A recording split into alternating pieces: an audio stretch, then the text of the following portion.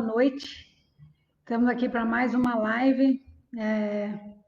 Hoje o tema, acredito que seja um tema que a maioria das pessoas ou tem queixa, ou se for profissional da área de saúde, recebe muitos pacientes com esse tipo de queixa, né? Que são as dores musculoesqueléticas. Então, vamos aguardando o pessoal entrando. Boa noite, Denise. Boa noite aí quem está já presente. Boa noite, Alisson. Vamos aguardar que o pessoal está entrando. Se vocês tiverem alguma pergunta específica, inclusive, sobre esse tema, né, especificamente, né, esse assunto, às vezes alguma queixa pessoal ou de algum familiar, por favor, mandem aí para a gente já poder ir batendo um papo sobre isso, tá bom? Boa noite, Núbia, Donizete, boa noite a todos que estão entrando aí. Bom, vamos começar falando a primeira coisa, né? Como vocês sabem, eu sempre gosto de passar as duas visões, né? A visão da medicina moderna e a visão da medicina chinesa. Eu acho que é muito importante a gente saber diferenciar, não diferenciar, né? Na verdade, separar os universos, mas lá na frente, quando eu chego no processo de tratamento, eu unir as informações para que eu tenha muito mais precisão e muito mais certeza do que eu estou fazendo, né? E também para ficar muito mais fácil para o meu paciente entender o que está sendo feito, porque ele vai chegar com a queixa com uma linguagem que ele ouviu muitas vezes do médico, do fisioterapeuta, do profissional de saúde. E se a gente for falar só na terminologia da MTC, vai parecer muito confuso para o paciente, um universo totalmente novo, que às vezes a gente mesmo que está estudando há tanto tempo, às vezes ainda se perde com as informações. Então, a ideia é justamente unir essas informações de forma que a gente consiga ter um diferencial. Tá? Deixa eu ver aqui. Boa noite, Adriana, Tatiana. São duas Adrianas, a Gubler e a Gisolde. Boa noite para vocês. O Donizete manda aqui, né? Gostaria de saber se existe uma relação das dores musculoesqueléticas com as fáscias, na visão ocidental. Bacana, boa pergunta, Donizete. Nós vamos comentar então disso. Boa noite, Gina. Fico feliz que você goste da didática. Bom, então vamos explicar a relação, né? Quando eu falo em músculo esquelético, já vamos pensar na visão da MTC em Yang. Então, eu tenho o músculo, que é mais Yang, que o osso, a articulação, que é Yin, correto? Vocês podem ver aqui no meu amiguinho aqui do lado, né? Deixa eu até ver aqui como vocês estão vendo ele, né? Ele tem as duas partes, né? Você vê aqui a articulação, né? Do tórax e a parte muscular vermelhinha. Então, o que você sabe aqui dele, né? O que você pode perceber? Que o músculo, ele está mais superficial. Então, por isso que a gente diz que ele é mais yang em relação ao osso, que é mais yin. Isso é importante porque é um alerta. Tudo que é mais yang, em geral, a gente diz que é mais fácil de tratar. Ele já está mais na superfície, ou seja, ele já está mais fácil de eu eliminar do meu corpo. Quanto mais yin o problema fica, mais significa que ele está internalizado, mais ele está se agravando. Então, é mais difícil. Então, aí eu até faço vocês pensarem. Você imagina, o que é mais fácil eu tratar? Uma tendinite ou uma osteoartrose, né? Ou uma hérnia de disco? Obviamente que a tendinite vai se resolver muito mais fácil do que uma osteoartrose, que possivelmente eu nem vou conseguir zerar o problema, eu vou conseguir melhorar a qualidade de vida do paciente. Uma vez que a artrose, uma vez perdida a cartilagem, eu não consigo repor, eu só consigo manter aquilo que eu tenho. Tudo bem? Então, só para vocês já irem criando essa visão e essa separação, até para quem atende aí. Boa noite, Marcinha, Cristiane. Que legal! Esposa do Fontana, um beijão para os dois. A Márcia Silvana, todos vocês aí, boa noite a todos que estão acompanhando. Bom, então, só para já diferenciar aí, então, o músculo é mais yang, o osso é mais yin. Então, eu já sei que se o paciente chega com queixas musculares, eu vou responder e resolver muito mais facilmente do que queixas ósseas e articulares. Beleza? Outra coisa importante, quem é estudante de MTC geralmente pensa assim, músculo é baço, e osso é rim. E às vezes ele esquece de um detalhe importante, que são os tendões, que aqui eu não sei se eu vou ter um específico para mostrar, vamos ver. Mas o tendão, ele geralmente ele vai estar onde? Na inserção das articulações. Então, muitas vezes, dores articulares, ou seja, no processo articular, vão ter relação com o fígado, segundo a MTC. E às vezes o pessoal esquece disso. Ah, tem uma dor no joelho, ah, é rim. Calma lá. Depende, se tiver relação com a parte, por exemplo, tendinha do joelho, ou seja, o tendão patelar, né, ou movimentação ali ligada à patela, pode ser que não tenha nada a ver com o rim. E o pessoal mistura, né? Já generaliza. E às vezes fala, caramba, eu estou tratando e não está tendo resposta. E aí depois você vai conversar, quais características do teu paciente? Ah, ele é irritado, ele é mal-humorado, ele tá, sabe, ele não consegue, ele está se sentindo frustrado, que ele não muda de vida. Então você fala, bom, então tem mais a ver uma somatização de fígado, de madeira, do que de rim, né, de problema ósseo mesmo. O problema dele é uma somatização emocional. Pode ser lógico que se ele não tratar disso, vai virar um problema articular. Mas hoje está mais ligado a isso. Então, entenda, para quem não é da MTC, só para mostrar para vocês o quanto que a MTC tenta ser abrangente. A gente sempre avalia o quadro físico e emocional do paciente. A gente não isola a pessoa, ela não vira somente a queixa, ela é um conjunto de sinais e sintomas que vai chegar ao resultado final. Só que é muito importante a gente conhecer tudo isso. Por isso que se você às vezes é paciente e andou indo em alguém aí se tratar e a pessoa te fez um batalhão de perguntas e falou, caramba, eu cheguei com uma dor no ombro, ela está perguntando que cor que é minhas fezes, já saiba que essa é a visão da MTC e que é a visão que até pouco tempo atrás, a coisa de 50 anos atrás, a medicina moderna também fazia, né? Quem teve essa chance, eu tenho irmãos bem mais velhos, meus pais também, né? Meu pai é dos anos 30, ele sempre falava, nossa, ia no médico, ele te examinava inteiro, palpava, examinava seu ouvido, olhava sua garganta, narina, ou seja, ele olhava tudo, mesmo que você tivesse ido com uma dor no ombro, ele examinava você inteiro para depois focar na dor. Então, não é uma coisa específica da MTC, é que a MTC manteve o T, né, que é tradicional, ela manteve a tradicionalidade e uma avaliação completa. A medicina moderna acabou se tornando uma coisa, literalmente seguindo a modernidade, né? Uma coisa apressada, uma coisa muitas vezes que se foca só ali na queixa principal e deixa, às vezes, os arredores separados. E é por isso que eu costumo dizer que eu acredito que a união dessas duas forças é que faz com que a gente tenha mais saúde. Se a gente tiver uma avaliação aprofundada, como a gente tem na MTC, unida aos conhecimentos modernos que a gente tem da área de saúde, que podem tratar determinados problemas que às vezes a MTC não vai ter alçada, imagina um caso aí de uma fratura exposta, né? Onde você tem que realmente partir para uma cirurgia. Não tem o que discutir, mas no pós-cirúrgico não tem também que discutir o quanto que a acupuntura e os recursos da MTC podem ajudar esse paciente. Então, eu acredito de verdade que o Yin Yang aí faria um diferencial e tanto, e é por isso que eu trago essas lives para vocês, tá? Boa noite, Igor. Boa noite, Maria Lúcia, Dejaildo. Saudade, Dejaildo, quanto tempo? Boa noite, todo mundo aí que está acompanhando e mandando oi a todos que estão quietinhos, né? Porque tem a turma que fica quietinha aí na live. Bom, então, só voltando. Então, o que eu já falei? Que músculo é mais yang que osso, correto? Então, é mais fácil de tratar.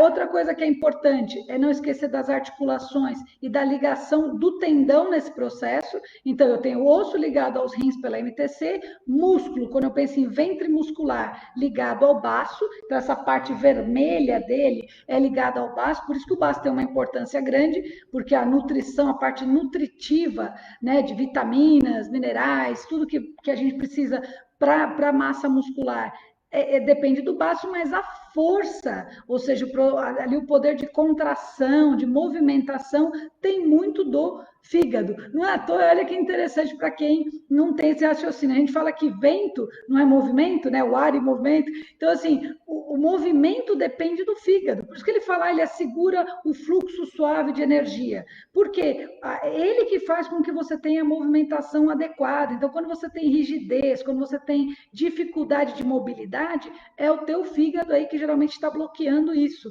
É ele que está lá na ponta de cada osso fazendo uma articulação mover.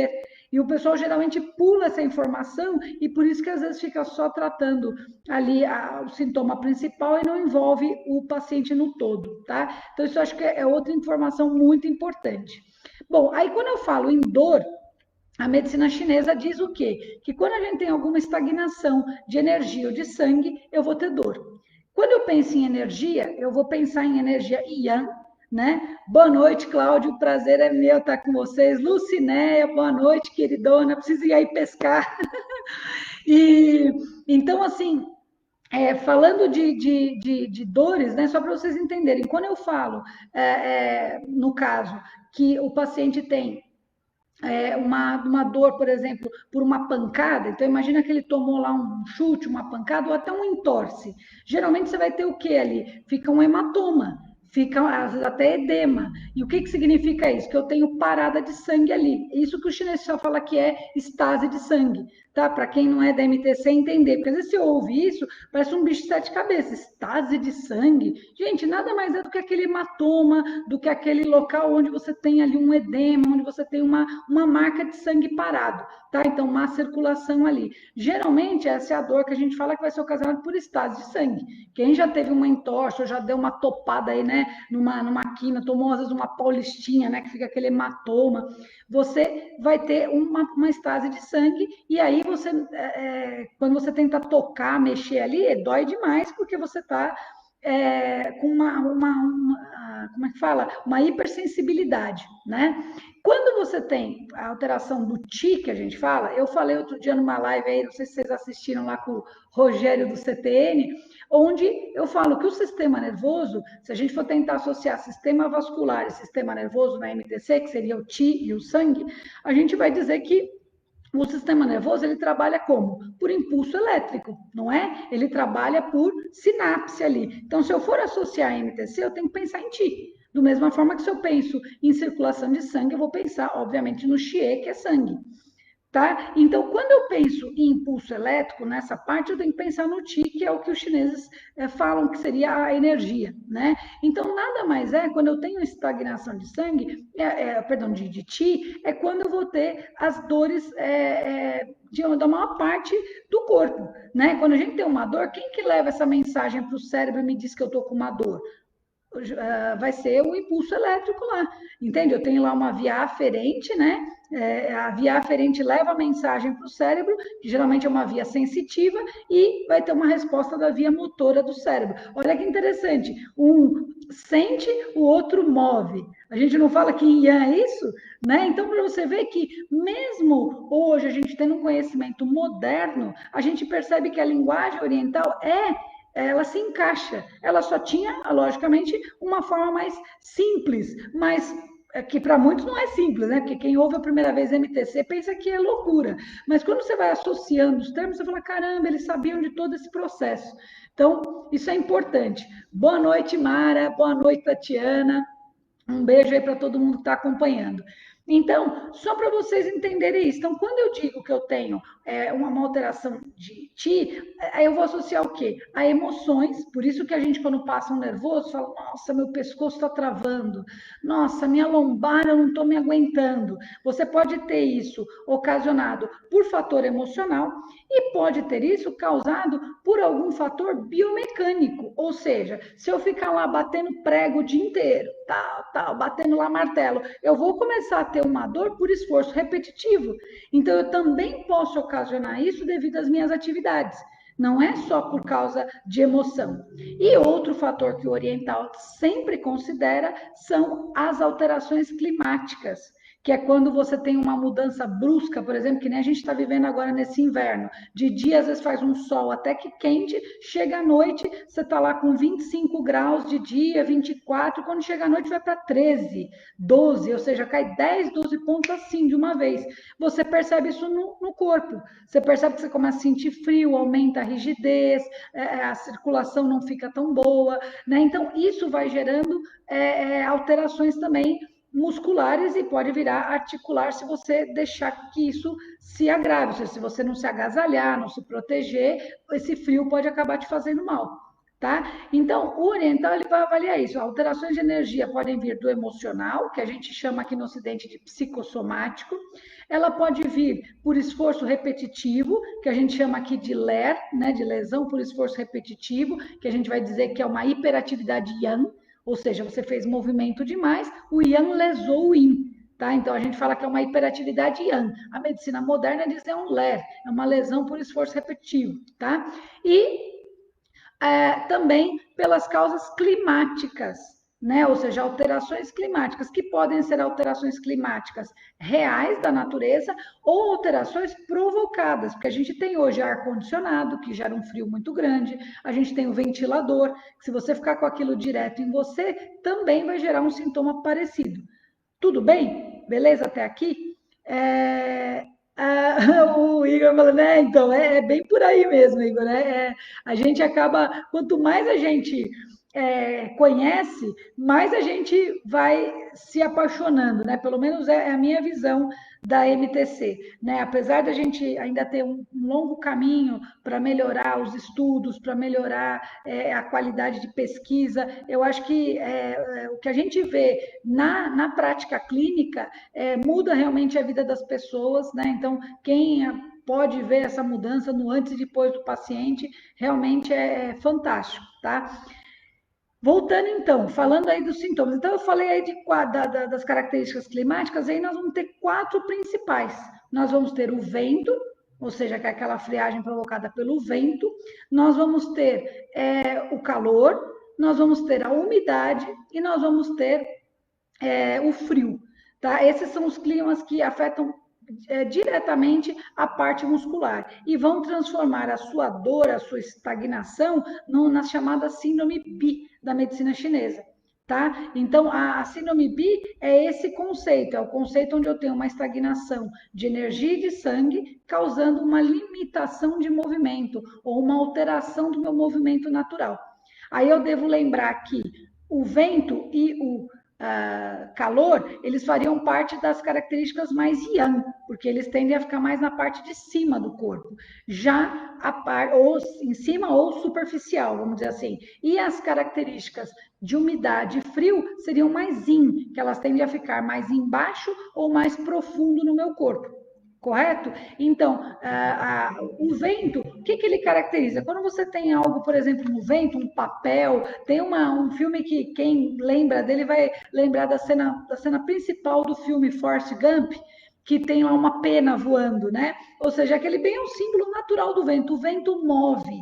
Então, quando a pessoa fala que ela tem uma dor móvel, ou uma dor com presença de espasmos, eu vou pensar em característica de vento. Então, se ela falar que tem cãibras, que ela tem contraturas, que ela tem assim, como se fosse até mesmo sentindo como se estivesse dando repuxões, né? Você vai pensar que tem uma alteração da madeira, do fígado, do vento. Aí, como é que eu vou diferenciar se é de fora para dentro, dentro para fora? No meu interrogatório. Né? Se ele tem fatores emocionais, eu posso dizer que é algo que está vindo interno, ou seja, ele está somatizando na parte muscular, e se ele tiver falado que você não vai acreditar, ontem eu estava falando aí que eu brinquei com a Lucinéia pescando, estava o maior calor, de repente deu uma virada no tempo, começou uma ventania, nossa, mas eu não larguei ali, fiquei ali ainda naquele frio, quando foi à noite estava morrendo de dor no braço, no ombro, será que era porque eu estava ali pescando? Não necessariamente. Pô, lógico, existe o esforço repetitivo, mas é mais provável que seja por causa dessa alteração. Você estava ali no quente, veio aquele choque térmico e gerou uma contratura muscular. E aí a pessoa fala, nossa, e está dando uns repuxões, conforme eu mexo, parece que meu braço está travado. Então você já vai percebendo a característica. Ok? Nesses casos, você vai responder bem, né? Como eu tenho um quadro de Yang, você responde muito bem com ventosa, né? Com ventosa, com sangria, você vai perceber uma melhora muito grande ao fazer isso, com quachá, que é aquela técnica de raspar, porque você vai pegar no nível mais superficial. Então, vai responder muito bem com essas técnicas, tá? Quando você tem por calor, né? Você pode ter o calor externo, mas geralmente o calor ele é provocado na mistura das outras três, ou seja, quando você tem vento ou umidade, se esse problema ele está crônico, geralmente a tendência é que ele apresente, perdão, crônico não, agudo, desculpa. Se você está na fase aguda, é normal que ele apresente calor, que seria o quadro inflamatório, agudo, tá? Então, nesse caso, muitas vezes a pessoa já vai direto querer pôr gelo, né? Eu tenho que tomar muito cuidado porque você tem o calor por excesso e o calor por deficiência que a gente fala. Então, numa lesão ali, a pessoa estava jogando bola, jogando um futebol ali e tal, deu uma contratura de mau jeito ali na perna, você vai lá e põe o gelo na hora. Aí, ok, porque ela estava com a musculatura realmente quente. Agora, que é o que você vê em jogos de futebol, vai lá com spray gelado e tudo mais. Mas quando a pessoa tem, por deficiência, que é o caso, às vezes, de uma pessoa idosa, né, que ela tem lá um processo de artrose e tal, e a articulação dela começa a inflamar devido ao movimento que ela foi fazer, aí não é indicado o uso de gelo. Porque é o tipo de calor que, se eu colocar gelo, depois ela vai ficar pior do que ela entrou. Então, aí eu vou ter que usar outras técnicas, tal como que eu falei, eu posso tirar o calor e o edema com ventosa também, né? Com técnicas onde eu vou eliminar isso. Tanto que muitas vezes o paciente vai para o hospital para fazer o quê? Punção. Ele não vai lá retirar aquele sangue parado, aquele líquido parado. Então, é basicamente o que o chinês também fazia no passado. Só que ao invés de muitas vezes ele usar uma seringona lá, ele iria usar, fazer os furos e tirar com a ventosa. Então, a ideia é muito similar. Por isso que eu falo que as medicinas se entendem, né? É a forma como às vezes você interpreta ela que às vezes causa essa bagunça na cabeça, tá? Depois, o outro causa é a umidade. A umidade a gente fala que é a bifixa, porque ela pesa, né? Imagina que você tem lá um saco de água amarrado na sua perna. A água, ela pesa, ela gera incômodo. Então, geralmente, a pessoa relanta perna pesada, ou braço, ou mão, fala, nossa, tá pesado, eu não consigo fazer a determinada atividade. E aí, você, às vezes, vai perceber de cara essa presença de umidade, porque vai ter edema no lugar. O lugar vai estar inchado, você vai palpar, você vai perceber que fica ali a marca do seu dedo. Então, é um caso onde eu tenho que fazer o quê? Drenar a umidade, que a gente fala, ou seja, tem que evaporar ela. Qual a melhor forma de evaporar a água? Com calor. Por isso que a gente fala que ela tem característica fria. Então, aí vai ser interessante o uso de moxa, né? O uso de técnicas que vão trazer calor para aquela região, né? E aí você vai melhorar a absorção, né? Além de, lógico, técnicas, por exemplo, como facilitar. Se ela tem tendência a descer, o que a gente muitas vezes faz? Se tiver algum fisioterapeuta aí no grupo assistindo, sabe? A gente não eleva o membro do paciente, se ele tem lá um edema no tornozelo, você eleva o membro dele para o líquido ajudar a voltar. Por isso que a gente fala, tem tendência a descer, o que a gente faz? Sobe, em Yan o tempo todo. Né? Você está lá embaixo no Yin, eu elevo o membro para o Yang para ajudar nesse retorno e fazer esse processo. Então, perceba que há essa interação de Yin e Yang o tempo inteiro, tá? E, por fim, o frio, que também tem a característica de ser fixa, mas ela geralmente são dores mais intensas e ela tem muita facilidade de se aprofundar e chegar no nível articular e ósseo. Né? Então, a pessoa geralmente vai ter bastante limitação de movimento quando tem frio. É só imaginar, por exemplo, a água. Né? A água, quando ela está gelada, ela congela, ela vira gelo. E se ela vira gelo, ela vai acabar gerando rigidez. É igual a gente imagina no corpo, né? Imagina você tem a presença de frio, a pessoa fala que ela está rígida, tá? Ê, Betão, meu amor, também te amo. Então, assim, o mais importante é a gente ter esses conceitos em mente para saber o que você vai fazer. Então, qual que é a melhor forma de derreter o gelo? Calor. Correto? Então, é outra técnica que vai funcionar muito bem com moxa. O próprio paciente vai chegar te falando que põe bolsa de água quente, que toma banho quente, que alivia. Então, são os melhores recursos. Lembrando que o frio e a umidade tendem a se tornar mais ou seja, eles levam a um agravamento. E é fato, quando uma pessoa tem uma região inchada, demasiada, ou uma rigidez articular, ou já um caso de artrose, ou um caso de artrite, ou um caso de hérnia de disco, Obviamente que já está muito mais agravado do que uma tendinite, né? Do que uma contratura muscular, já está muito mais aprofundado nas camadas. Se a gente for pensar nas camadas, né? Pele, músculo, vai estar pior. Aí, respondendo a pergunta, deixa eu até lembrar, deixa eu ver o nome aqui. Ah, o Donizete. O Donizete me perguntou em relação à fáscia muscular e essas dores. Então, a fáscia muscular, ela é como se fosse uma capa protetora do músculo, né? A gente quando compra carne no mercado, quem é carnívoro aí, quando você compra a carne, ela vem com uma pele meio esbranquiçada, leitosa, não é? Que muitas vezes a gente faz o quê? Tira, dá uma limpada nela, porque você tem a gordura, mas você tem essa pele. Tem muitas, as donas de casa aí falam, eu gosto que tire essa pele branca, porque senão a carne, dependendo se você cozinha ela, o que você faz, ela fica meio dura. Então, você já pensa aí, a fáscia muscular, ela dá uma certa estabilidade para as fibras musculares aqui. Então, se houver às vezes um quadro inflamatório, né, que nem você tem lá no pé a fascite plantar, né, que é quando essa face da planta do pé inflama, há um processo inflamatório ali. Isso geralmente gera bastante dor e dificuldade de mobilidade. É igual se você tivesse cozinhado, né, cozinhado a carne ali, ela gera uma certa rigidez. Então, tanto que existe uma técnica de massagem chamada miofacial, que é você fazer uma massagem, um toque um pouco mais leve. Então, a ideia não é pegar o ventre muscular ali, a parte vermelha, mas pegar um toque mais sutil, que para nós estaria muito próximo ali, onde os orientais chamam de tsuli, que é a camada entre pele e músculo. Tá? Então, assim, na pergunta dele, sim, pode haver dores relacionadas com a questão da fáscia. E é importante você entender esse nível, porque aí você sabe o tipo de agulhamento. Quanto mais yang, mais sutil tem que ser o meu trabalho. Se eu chegar lá batendo o dedo com tudo, a pessoa não aguenta a dor. Geralmente, quem é muito yang tem muita sensibilidade. Vide as crianças.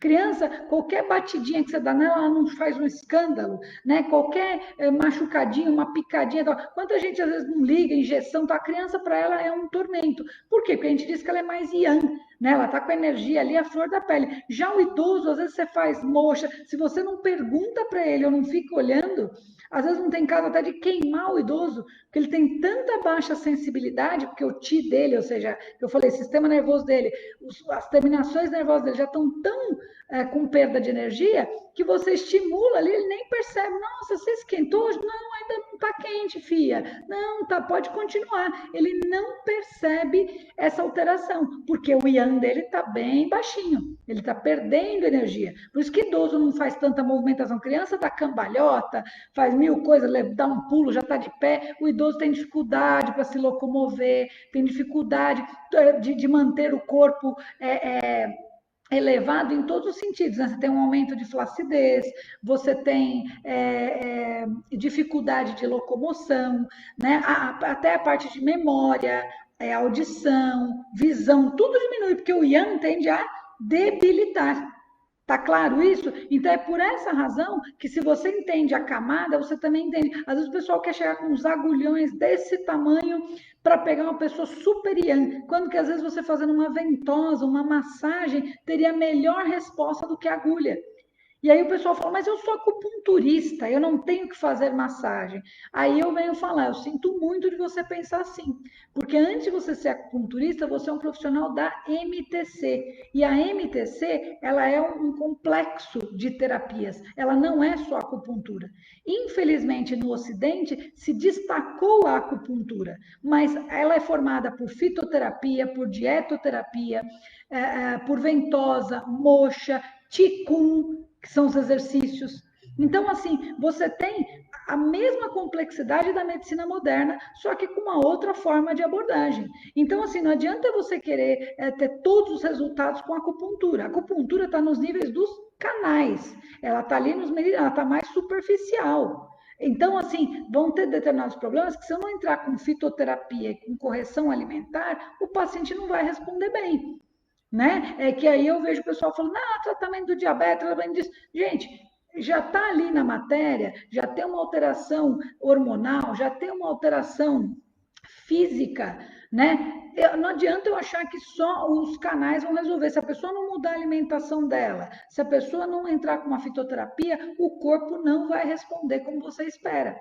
Em contrapartida, quando o problema é mais superficial, como músculo, por exemplo, ou no caso de uma criança, não adianta eu querer ser abrupto. Tanto que quando você vai fazer técnicas em crianças, geralmente as crianças respondem melhor com técnicas não invasivas, que são as técnicas mais superficiais, o toque sutil, a acupuntura japonesa, né, Shonishin, que não usa nada de perfuração. O Igor comenta que o Tuiná tem o Tuiná pediátrico, especificamente o toque sutil, porque a criança ela não está com o corpo todo formado, gente. Tanto que a gente tem 206 ossos, a criança tem mais de 300, porque o osso dela ainda está intermediado por cartilagem. Então, eu não posso querer fazer o mesmo toque que eu faço numa pessoa adulta e muito menos o que eu faço numa pessoa idosa, que já tem pouquíssima cartilagem, já tem pouca mobilidade. Se eu for querer fazer uma pressão muito forte no idoso, capaz se ele tiver osteoporose, eu posso causar uma fratura. Entende o conceito? Então, é por isso que a gente precisa entender a visão, tá? Então, a ideia dessa live nós já estamos aí caminhando para meia hora, né? A ideia da live é trazer para vocês o conceito do que é, para tanto se você é paciente, já evitar essa coisa de, piorou com frio, deixa eu pôr gelo. Já evita esse tipo de recurso, sabe? Procura uma pessoa que conheça, mude. Para você que é físio, eu sou físio, eu falo, na fisioterapia a gente falam que o gelo é muito importante, e de fato ele vai ser importante para os quadros Yang que a gente fala, ou seja, uma inflamação aguda ali na hora da lesão, uma entorse, uma paulistinha ali que fala que é o paciente tomar ali uma pancada na perna, o ideal é gelo mesmo. Bateu a cabeça, você estava andando, pum, bateu a cabeça numa quina, gelo, porque o gelo vai, além dele bloquear a circulação, evitando um edema, um galo, né, ali, ele vai ajudar a bloquear os receptores de dor, então você vai ter um alívio imediato ali daquela dor. Perfeito, gelo. Agora, ficou subagudo ou crônico, tem que ter calor. Tem que ser calor. Se você pode ter uma manta térmica na sua maca, se você pode ter um aquecedor no ambiente da sua sala e ainda praticar técnicas de calor, tal qual a moxa que a gente tem, né? É fundamental. Aí já me perguntaram, Camille, e o infravermelho, ele pode substituir a moxa?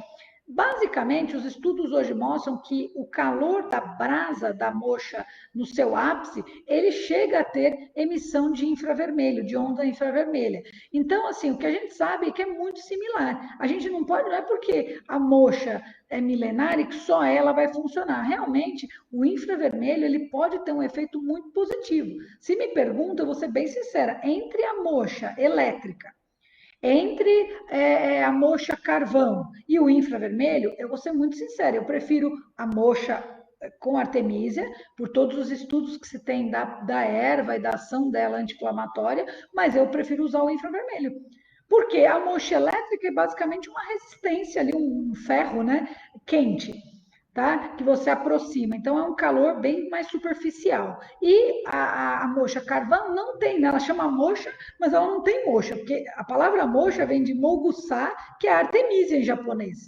Então, não tem lógica chamar moxa, porque ela é carvão, né? Então, na verdade, você está fazendo a queima do carvão ali. Ela aquece, ok, ela vai gerar calor, mas não geralmente com a mesma profundidade que a moxa de artemisia ou um infravermelho. Então, eu, particularmente, se for para fazer se tiver que usar algo mecânico, eu usaria, sem sombra de dúvida, a gente usa, inclusive, no ambulatório aqui do Instituto, o infravermelho, porque eu acho que ele tem uma resposta muito similar em algumas circunstâncias.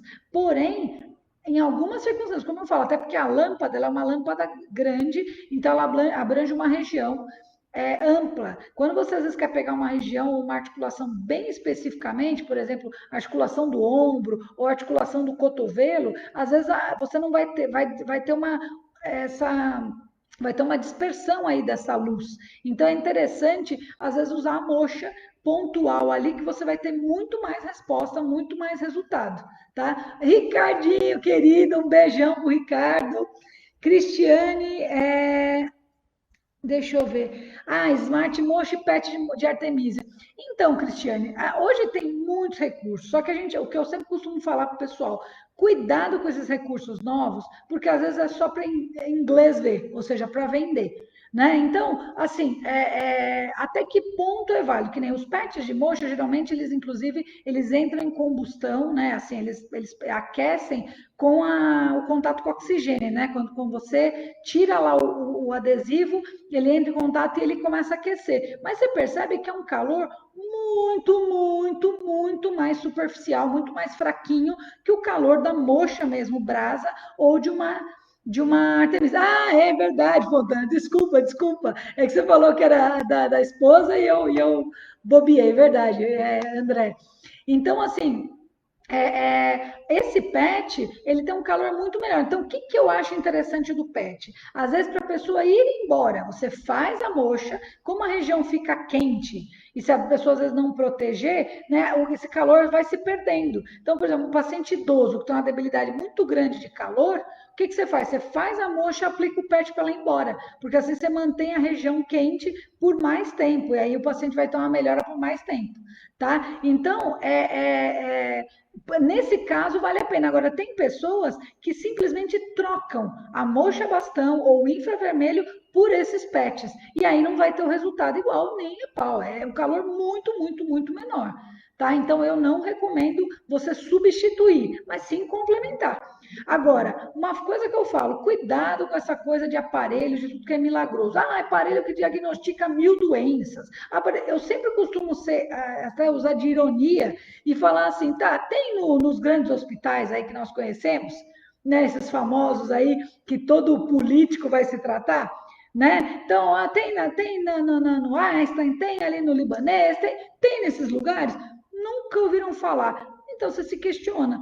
Porque se esse aparelho fosse esse milagre que está falando, que diagnostica não sei quantas doenças só de você tocar nele, teria em tudo quanto é hospital, teria em tudo quanto é lugar. Até porque são aparelhos, às vezes, de R$ 500, R$ 800. Você fala, gente, como é que um aparelho desse porte pode ser tão barato? Entenda, não é que é de graça, mas na proporção do que ele diz que faz, entenda isso. Né? Para muitas pessoas, aí, R$ 1.000 é praticamente um salário mínimo. Mas o que eu quero dizer não é que é baratinho, mas na proporção do que ele diz que faz, ele é de graça. Pô, ele faz 1.000 diagnósticos. Então, muito cuidado, porque você vê, às vezes, gente querendo usar 1.000 recursos para tratamento de dores musculoesqueléticas sem resultados, que ele teria, assim, simples, com uma massagem bem feita, com uma técnica de ventosa correta, ele obteria o resultado que ele precisa, tá? Quanto tempo deve aplicar o calor no local? Eu costumo dar uma dica que muda a vida dos alunos, geralmente. Os alunos ficam muito preocupados com essa coisa do tempo. E eu falo que o tempo, ele depende do organismo do paciente. Se a pessoa tiver um quadro mais agudo, e aí, inclusive, nem é indicado fazer calor, você vai perceber que você está errando, a hora que você pôs, não vai dar nem um minuto. Às vezes a pessoa vai falar, nossa, como está quente aí. Ou seja, você colocou numa região que já estava com calor, então não era indício disso. Quando você está no caso subagudo, né, e para o crônico, aí é quando a coisa já está indo mais para um padrão de rigidez, de perda de movimento, e aí é legal fazer calor, porque calor simboliza movimento. Né? Quem que é o calor do corpo? O sangue. Se o sangue se move adequadamente, eu consigo ter, ó, o meu músculo como ele é vermelhinho, eu tendo uma boa circulação intramuscular, intraarticular, eu tenho melhora da mobilidade, ou seja, movimento. Por isso que o oriental fala que movimento é yang e parado é yin. Por isso que a gente fala que o osso é yin e o músculo é yang. Porque quem que move o osso? O músculo. Então, o músculo é yang porque ele move o osso. O osso é firme, duro, ali parado. Né? O ideal é que ele seja duro, inclusive, porque se se o osso começa a ficar frágil ao ponto de se quebrar, que é o caso de uma osteoporose, ele está perdendo está perdendo não só a força, como ainda a característica dele, que é ser rígido. Muito bem. Então, qual que é a melhor forma? Se o calor é sangue, a melhor característica é hiperemia. Você está fazendo a moxa, a hora que o local ficou avermelhado, é um indício que você já pode parar, porque você conseguiu o seu objetivo, que era trazer sangue para o local para melhorar a mobilidade e aliviar a dor. Então, muito melhor do que ficar se apegando ao horário, 5 minutos, 10 minutos, meia hora. Depende do organismo. Vai ter paciente que está tão debilitado, você vai ficar ali uns 20 minutos. Vão ter outros que 5, 8 minutos é o suficiente. E tem outros que 3, 4 minutos também, principalmente quando vai fazendo as sessões semanalmente. Às vezes a primeira sessão, você fica 20 minutos e a região ali fica rosinha, nada de ficar avermelhada. Aí você faz a outra, já 10 minutos já vem. Vai chegando depois de 3, 4 semanas, ou de 3, 4 sessões, você percebe que está respondendo muito mais rápido. Por quê? Porque está voltando a mobilidade. Ao voltar a mobilidade, ao mover, você bombeia sangue, bombeando sangue, você melhora a movimentação. Entende que é um processo? Então, não adianta uma pessoa lá que está rígida, você querer mover de uma vez, porque vai gerar dor, vai gerar incômodo, você tem que fazer no gradativo, porque também não foi geralmente do dia para a noite que isso aconteceu, né? Principalmente quando já está no nível de perda de mobilidade. Tá? Então é muito importante isso. O calor, quando você percebe a região avermelhada, hiperêmica, que a gente chama, é um indício de que o calor já foi o suficiente para aquela região. Né? E aí você tocar ao redor da região também, imagina que você está fazendo no ombro, você tocar a região ao redor e perceber que o calor está realmente ali profundo, ou seja, você percebe que o calor penetrou mesmo ali o tecido, ou seja, o paciente veio sangue, não é que o calor penetra, o calor dilata os vasos e o sangue chega. Então, na verdade, o que penetrou ali foi o sangue que chegou e não, na verdade, o calor que entrou, né? O calor, ele facilitou a chegada do seu calor interno, que é o seu sangue, tá? Só para deixar isso claro. Então, na verdade, eu dilato os vasos e permito que o sangue chegue. Por isso que quando você faz uma atividade física, você transpira, você fica, às vezes, com o rosto vermelho, porque você está fazendo essa mesma coisa. Só que isso é fácil de falar quando você tem yang, né? Que é o que o jovem faz. Fala isso para um idoso, vamos se movimentar. Ele fala, meu Deus, eu não estou aguentando nem andar, você quer que eu faça exercício? Né? Então, até isso que é importante, porque às vezes o paciente vai no geriatra e o paciente fala, essa sua rigidez aí, porque você não está se movimentando, vai fazer uma caminhada. E o paciente fala, mas que jeito de fazer caminhada? Se eu morro de dor, eu não aguento. Por isso, de novo, que eu falo das medicinas se complementarem. Se ele vem, passa por uma sessão de acupuntura, de moxa, de alongamento, ou ventosa, enfim, das técnicas, e ele tem uma melhora da mobilidade, automaticamente vai ficar muito mais fácil dele fazer atividade física e manter esse movimento do yang que a gente fala, ou seja, manter a circulação sanguínea, manter o movimento do corpo. Tudo bem, pessoal? Então, nós estamos aí em 42 minutos. Tem mais alguém que tem pergunta? Eu acho que eu passei o principal que eu queria falar para vocês sobre as dores musculoesqueléticas e a síndrome BI. Então, quando você vai avaliar o paciente, você tem que avaliar, primeiro, se está no nível muscular ou no nível ósseo, né, e articular, porque aí você vai determinar o nível de profundidade do problema. Se está mais yang, ou seja, vai ter um resultado mais rápido, né, principalmente com acupuntura, moxa, ventosa, ou se o problema está mais mais profundo, já lá no nível articular, que é aquele caso que às vezes o paciente vai responder mais rápido com remédio do que com o nosso tratamento. Por quê? Porque o remédio é né? Ele não é matéria, é uma substância química, ele é Então, quando você toma ele, você absorve, rapidamente o teu corpo vai responder, porque agindo no Quando eu vou tratar uma dor, é muito mais fácil eu tratar um músculo. Né? Eu comentei agora há pouco numa revisão que estava fazendo com a turma, eu falei disso, por exemplo, você tem uma dor muscular, vai agir mais rápido o quê? Você tomar um Dorflex ou alguém ir lá e fazer uma massagem? Vai agir mais rápido a massagem, porque o Dorflex vai levar alguns minutos, né, às vezes até 1 hora para responder ali aquele alívio. Então, você faz a massagem, na hora você vê alívio, ou seja, porque o Yang age melhor no Yang, o toque, a massagem, o movimento vai agir mais rápido. O remédio vai levar um tempo. O contrário é válido. O paciente que tem um problema aí, uma dor articular crônica ali, o que responde mais rápido? Você ir lá fazer moxa, agulha, ou ele tomar um remédio para dor? Nessa hora, o remédio age mais rápido, mesmo que demore 1 hora para agir, porque o processo da acupuntura, da moxa, vão levar alguns dias, algumas sessões, não vai ser uma sessão que já vai resolver o problema. Então, é aí que o paciente fala, poxa, mas eu tenho que vir aqui toda semana e eu tomo aquele remédio lá, é muito melhor. Aí você tem que explicar para ele, falar, olha, senhor, senhora, realmente o remédio vai responder mais rápido. Só que aí, o que a senhora está sentindo? A senhora já não toma remédio para pressão? Já. A senhora não toma remédio para diabetes? Já. A senhora toma remédio para o rim? Já. Aí a senhora ainda vai agora tomar mais remédio para dores? É verdade, né? Tô me intoxicando muito. Eu falei, aí é que tá. Então, não é que o remédio pode não responder mais rápido, mas vale a pena você continuar se enchendo de remédio e ficando cada vez mais dependente dessa química? Vamos tentar fazer seu corpo recuperar o movimento natural dele através de atividade natural e você voltar a ter sua mobilidade? Ela falou assim, porque você se movendo vai ajudar a melhorar também a sua diabetes, a sua pressão, porque você vai estar melhorando a sua circulação. Eu prefiro. E aí a pessoa começa a mudar. Por isso que a gente faz até um desmame, né? Geralmente o paciente começa a melhorar com a gente já fala, ó, vai no teu ortopedista, vai no teu médico, pede para diminuir essa dosagem de remédio ou até tirar, porque você já está bem, não precisa ficar mais tomando. Tanto que a pessoa começa a tomar isso, aí já toma um para o estômago, aí às vezes dependendo se está tomando algum remédio que causa prisão de ventre, outro para o intestino, porque tudo isso vai gerando calor, né? A medicação pela medicina chinesa, ela tende a gerar calor por debilidade do yin, né? O falso calor. Porque você põe lá a química e essa química tende a gerar um falso calor. E aí a pessoa, por isso que geralmente é recomendado que ela, inclusive, tome remédio junto com a alimentação, para aliviar essa acidez, essa hiperatividade aí. Mas você entende? É um processo de, às vezes, sarar da doença e morrer da cura. Por isso que é impressionante a gente entender esses conceitos, tá? Vamos lá, deixa eu ver aqui. É, o Fontana pergunta de calor para tratar patologia. Eu vou comentar. É interessante aquecer a agulha com moxa? Vou comentar também. E a Denise está mais apaixonada. Ah, que bom, Denise. Fico feliz que você esteja gostando. Então vamos lá. O calor com calor. Geralmente, o calor, se você tratar com calor de queima rápida, ele tende a ter um efeito dispersivo. Se você tiver queima lenta, ele tende a ser tonificante, que a gente fala. Por quê? Vamos imaginar lá que isso daqui é um bastão de bucho.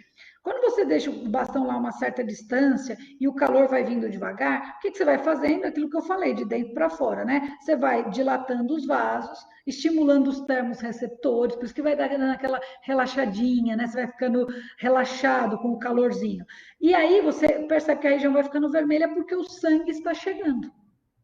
Então, o calor de queima lenta, por isso que a gente fala que ele tonifica, porque ele vai trazendo o sangue.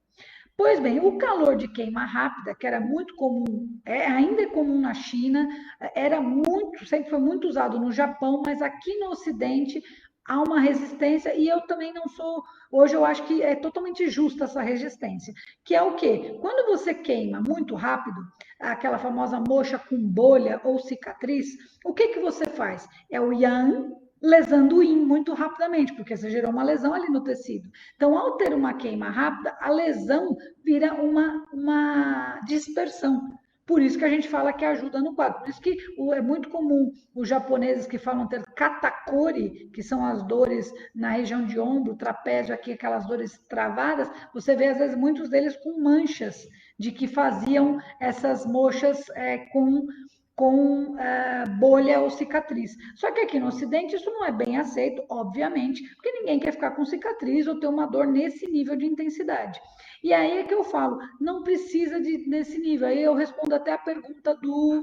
Deixa eu ver aqui, que me perguntou, que falou da moxa com agulha. Peraí, alguém me perguntou aqui se pode fazer moxa na agulha. Deixa eu ver aqui. Ah, o Cláudio, Cláudio. Então, aí é que é interessante você, às vezes, pôr a moxa na agulha. Para que que você precisa fazer uma moxa com cicatriz? Você põe a agulha, ela, por natureza, entre agulha e moxa, a agulha seria mais in, porque ela é um metal frio, e a moxa é calor. A agulha vai estimular lá a nossos receptores, tanto de dor como mecânicos, ao gerar o estímulo no músculo. A moxa estimula o sangue. Então, quer dizer, a moxa calor ajuda o sangue, mover o sangue, que é yin. A agulha, que é yin, ajuda a relaxar como é que fala? Dispersar, né, a estagnação que você tem ali, que é uma característica, pode ser yin ou pode ser yang, né, mas está deixando você travado. Então, que travado, rígido é yin. Entende? Então você tem um processo o tempo inteiro yin e yang interagindo um com o outro. Então a agulha é muito bom para tratar inflamação ou quadros de excesso, enquanto a moxa é bom para tratar as deficiências de sangue que a gente fala, mas deficiência de sangue que eu falo da chegada do sangue, tá? Quando a deficiência de sangue é por nutrição do sangue, Aí eu tenho que entrar com fita e alimentação, hein, gente? Por favor, não esqueça que não tem como eu ter vitaminas e minerais por honra dos céus. Que eu vejo aí o pessoal, tem anemia? Põe o passo 10. Aí por isso que às vezes alguém que é da área científica fala, gente, isso daí é charlatanismo. Como que você vai tratar uma anemia com um ponto? E tem gente que bate na tecla. Claro que trata, resolve tudo, melhora. Eu falo, gente, a gente tem, lembra, o oriental ele deixa bem claro, energia adquirida e energia pré-existente. A pré-existente está relacionada com a nossa genética, o Jinkiti, o nosso DNA, ou seja, o que já está ali na memória genética. A adquirida é aquele símbolo do Ti lá, a panela de arroz. Então, é arroz, água e oxigênio. Eu preciso de alimento, eu preciso de água, eu preciso de oxigênio. Eu não tenho como tratar um problema de secura, a pessoa tem lá prisão de ventre por secura das fezes, se ela não consumir água. Não tem ponto que vá fabricar água se não vier de fora. Se a pessoa tem uma deficiência de ferro, de vitaminas, de minerais, só vem do alimento ou de algum fitoterápico que contenha isso. Eu não tenho, ou como a medicina ocidental usa, as vitaminas, minerais encapsulados, né? Ou seja, sintéticos também. Só não tem como um ponto ter o poder de fabricar do nada a substância. Não tem. Não tem como um ponto de energia, né? No caso, o estímulo ali, produzir em matéria. Energia é movimento, sangue é matéria. Eu preciso manter essa matéria nutrida através da minha alimentação. Se fosse assim, você concorda que ninguém mais comia? Se aplicava um ponto ali, você não come mais, não precisa mais comer, porque vai produzir vitaminas, minerais, você não precisa mais comer. Entendeu que não dá? Você vai lá para um país aí que passa fome, só põe acupuntura, a pessoa vai recuperar tudo. Então, não tem como. Se a gente divide em pré-existente e energia adquirida, que a gente chama que é a energia que o nosso corpo precisa dela, não tem como ela vir se não for dessa forma, tá? Então, obrigada de vocês falarem, elogiarem. Isso, a Marcinha fala da ação. Sim, é uma sensação prazerosa, como eu falei, a moxa, por causa de estimular esses termorreceptores. Os termorreceptores, eles vão acabar, não só termorreceptores, mas com esse processo você estimula termorreceptores, nossos receptores, circulação sanguínea, melhor oxigenação. Então, vai ajudar muito em processo de regeneração. A pessoa fez uma cirurgia de tornozelo, mesmo que ela colocou placa, pino, não importa. Ela tem uma ação ali, ok, mas eu posso ajudar melhorando a circulação, que vai ajudar a cicatrização, que vai automaticamente aliviar a dor. Entende? Então, assim, o processo cirúrgico já foi feito, mas eu posso ajudar no processo de recuperação. Tá claro? Essa é a ideia é, é, é, principal que a gente precisa ter. Né? A gente precisa ter o conceito claro do que a gente vai fazer e do que está fazendo, porque o conceito vai ser importante para você entender, ou seja, fazer o diagnóstico, para você fazer o prognóstico, que nem eu falei, se estiver no nível muscular, você pode falar para o paciente, olha, mais uma, duas sessões, provavelmente você já vai estar zerado. Quando às vezes você não resolve na primeira. Quando você às vezes não pega lá uma torcicolo, uma dor, tal, que você resolve na primeira. A pessoa deita uma hora e meia, depois ela sai falando, meu, eu não sei o que você fez, mas é um milagre, destravou. Eu tomei 2 relaxantes musculares e não aliviou, você me aliviou. Por quê? Porque é aquilo que eu falei, né? O remédio, ele é nessa hora vai resolver muito mais você fazer às vezes um alongamento, uma massagem, uma ventosa do que ficar se intoxicando de remédio. Em contrapartida, o nosso paciente com dores crônicas, muitas vezes ele está até dependente do remédio. Você fala para ele, ó, vamos batalhar para diminuir essa dose ou tirar essa medicação, o paciente, não, eu não quero nem tirar, eu só quero ficar um pouco melhor. Sabe, ele não quer nem parar, ele tem tanto medo de tirar o remédio e voltar às dores, que ele prefere ficar empurrando. E aí, é lógico, tem situação e situação. Né? Quando o paciente às vezes chega num nível de debilidade gravíssimo, que é aquele caso da articulação já não tem mais mobilidade nenhuma, às vezes vai falar assim, vai precisar fazer uma cirurgia. é que eu falo, se vai melhorar a qualidade de vida do paciente, ok. Se eu não tenho como recuperar isso, porque infelizmente eu teria como recuperar se ele tivesse chegado ainda com cartilagem, ainda em condições onde eu teria como melhorar essa circulação, essa mobilidade, e às vezes ele não chegar ao nível que chegou. Agora, ele vem para mim já no limite da articulação, né? Onde às vezes ele já está tendo até desgaste ósseo, de tanto que ele tem ali atrito, né? Por causa da. Não tem mais cartilagem, não tem mais proteção da articulação, aí não tem jeito. Aí eu prefiro que ele faça a cirurgia e eu ajude ele no pós-cirúrgico. Porque, acima de tudo, eu quero a melhora da qualidade de vida da pessoa. Eu sempre penso assim: a gente tem que viver. Sobreviver é ruim, né? Sobreviver é sinônimo, parece que você está empurrando a vida. Viver não, viver é viver na plenitude. Está incomodando, não está te fazendo bem? Vamos lá, vamos mudar isso daí, vamos transformar. Aquela coisa do yin transformando yang, yang transformando yin. Quando você fica muito yin, só vê o lado negativo, só fica para baixo, só fica, né, que a gente fala que o yang está faltando, vamos mover esse yang. Né? Quando a pessoa também está yang demais, que a gente fala, ela só sonha, não realiza nada, uma pessoa impulsiva, parece que ela não. Não, então vamos trazer ela mais pé na terra, vamos trazê-la mais aqui para ela fazer a coisa acontecer. E a mesma coisa vai valer na parte musculoesquelética. Sempre lembrando o paciente que, mesmo que a dor seja muscular, se ele não cuidar, lembra, o yang tende a se transformar no yin. Então, se ele não cuidar dessa tendinite, dessa dor muscular, isso pode virar um problema articular e posteriormente ósseo. Geralmente, um problema articular, ele tende a ter começado muscular. Eu jogava bola, vivia com dor assim na minha coxa, no meu joelho, mas aí eu tomava um relaxante e ficava bem. Aí continuou jogando, então aí já começou a não aliviar, eu já comecei a travar, mesmo que eu punha a joelheira não segurava. E agora, o que você tem? Então agora eu tenho uma artrose, eu tenho uma condromalácia, eu tenho uma alteração, né? Aí, quer dizer, a pessoa não cuidou enquanto ainda estava no nível superficial, ela deixou virar um problema mais sério. Então, é muito importante a gente também orientar o paciente desse processo de evolução do quadro. Se ele não cuidar, não é porque agora está em excesso que não vai virar uma deficiência, né? Tudo que é demais tende a gerar problema, que nem as LER, né, que a gente falou, lesões por esforço repetitivo. Se você continuar fazendo esse esforço, essa lesão vai gerar um problema mais intenso. Tá bom? A Gina pede curso de fito. Nós vamos ter. Não vou ser eu exatamente que vou dar o curso, mas nós vamos ter um curso de fito EAD, sem dúvida. Fito brasileira e fito chinesa. Cursos separados para que você que já fez a chinesa possa fazer a brasileira e você que às vezes já tem conhecimento de fito brasileira possa fazer a chinesa. E se você quer conhecer as duas, você vai poder fazer as duas.